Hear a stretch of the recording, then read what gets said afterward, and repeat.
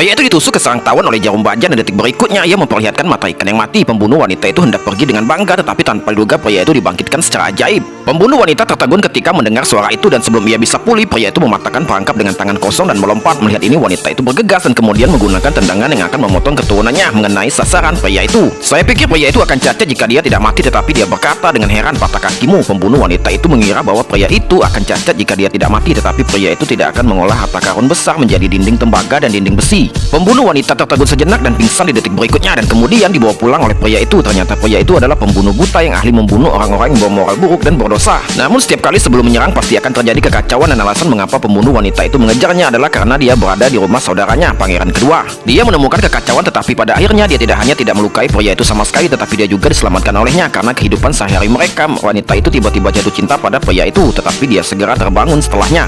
Tanpa diduga dia gagal menyerang secara diam-diam, tetapi dia dicium wanita itu langsung kewalahan dan memukul titik mati pria itu di tempat, menyebabkan dia kehilangan semua seni bela dirinya. Detik berikutnya pria itu ditangkap oleh sang jenderal. Melihat pria itu akan mati, hati nurani wanita itu terbangun pada saat kritis dan kemudian dia menjatuhkan sang jenderal ke tanah. Namun pada saat ini kaisar tiba-tiba datang. Ternyata kekacauan di tanah pangeran kedua itu sengaja dijebak oleh sang jenderal. Pada akhirnya kaisar memaafkan pria itu. Sejak saat itu wanita dan pria itu menjalani kehidupan yang bahagia.